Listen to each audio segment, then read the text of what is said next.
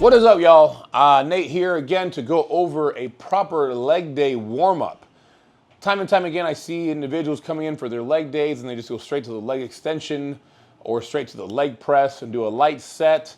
And again, I like where your head's at. It's better than nothing, but we want to make sure we are effectively warming up through proper exercises, right? And a good little acronym I like to think about when I'm warming up is, and however you want to do it, it doesn't have to be in this order. SAM, S-A-M. S as in stabilization, A as in activation, and M as in mobilization. You don't have to go in that order. I personally like going mobilization first.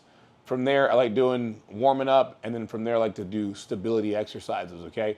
So with this video, I'm gonna go over a leg day warm-up going through all three aspects I just told you about, and let's get it on. So first and foremost, I like to take my shoes off. I like to have my feet flat as naturally as possible. When you're wearing a shoe, it's gonna kind of make your foot sit into the sole. It's not gonna be flat and even the way it naturally your foot sits.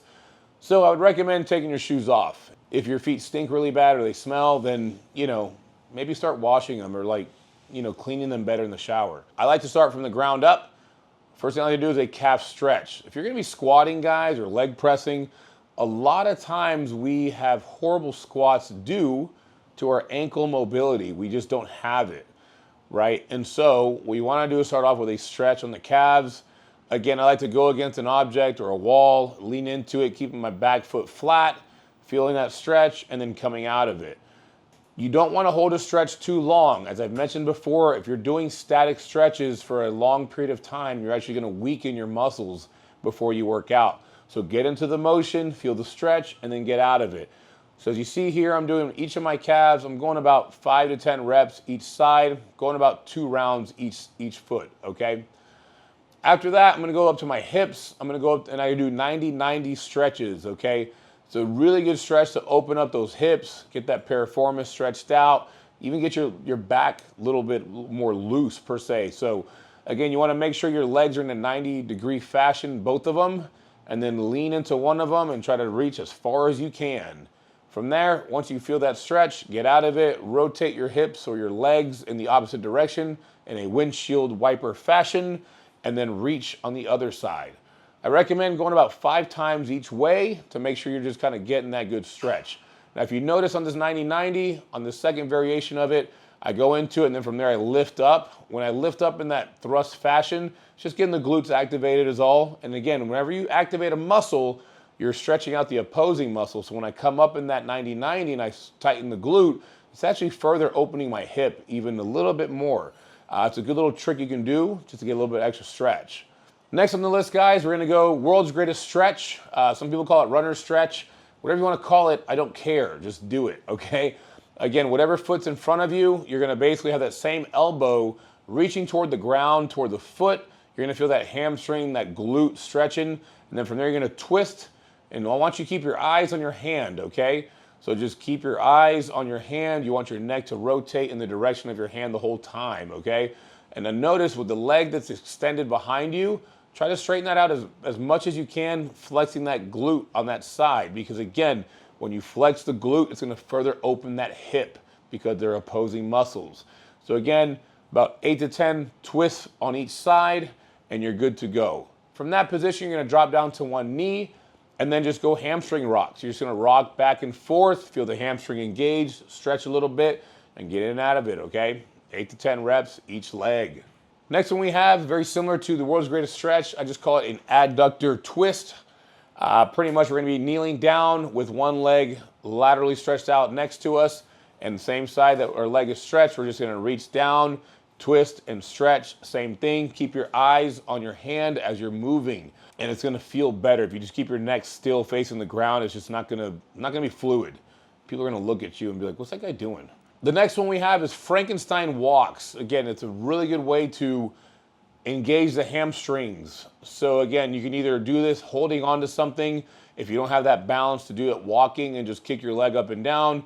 In this particular case, I actually have the ability to do it walking, so I just keep my arms out in front of me, kick my legs up like I'm a punter on a football field, and just walking up and down about 10 steps, 2 rounds each, all right?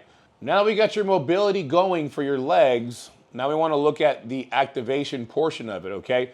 While I'm on the ground, what I like to get in the habit of doing is just starting off with a bridge.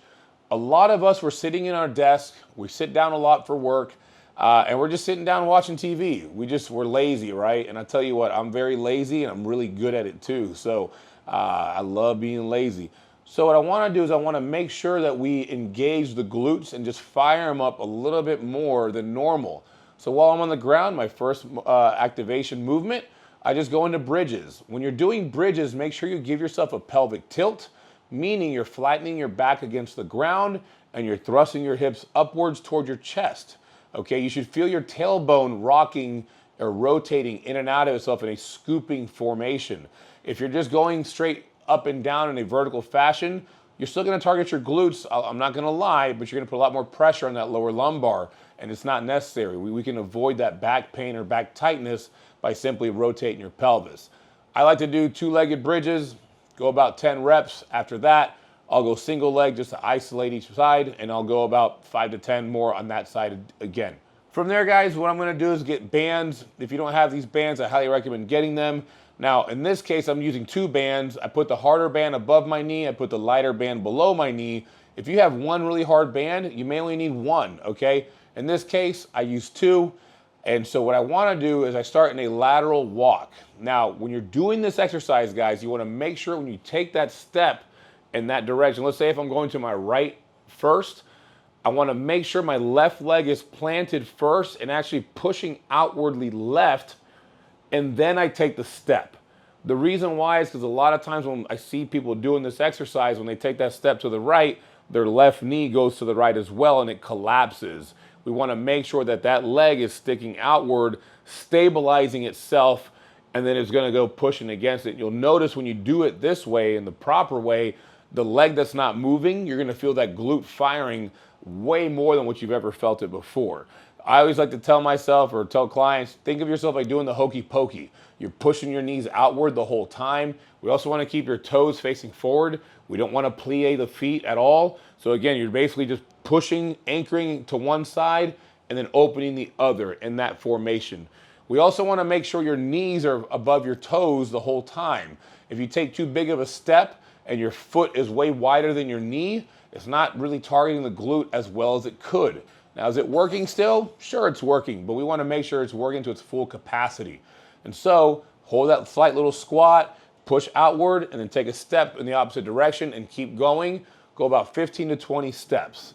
From there, we're going to bring it right back. Just pretend that the same thing I just said, but we're just going the other way, okay? So if I'm going to the left, right leg's getting pushed outwardly, and left leg's going to go outward. We never want the knees to collapse and face each other, all right? Next thing we're doing, guys, with the bands still in place are zigzag walks. All right, so again, same thing. You're gonna plant your leg. If I'm gonna start with my right leg getting pushed outward, I'm gonna plant my left leg pushing opposite to the left as I step to the right in a diagonal fashion.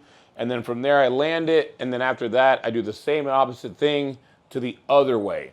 Now, why are we doing these lateral movements and all this other stuff? Because a lot of times we don't move in a lateral fashion in our daily lives. We want to make sure we're hitting that glute medius. The glute medius is so important to keep strong because it's what keeps your gait in line. It's what keeps your legs in place when you're squatting. It's overall just a very important muscle.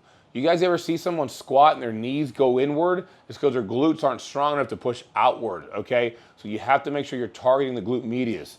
And I'm telling you guys, this exercise, it never doesn't burn. It always is gonna feel something.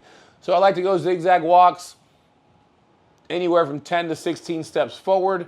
And then what I'm gonna do afterwards is bring it backwards, okay? Walking backwards in a zigzag formation is something the human body doesn't really do all the time, so we're going to target muscles that we don't normally hit on a regular basis. Last but not least in my activation phase, guys, I'm going to do a good old-fashioned body weight squat.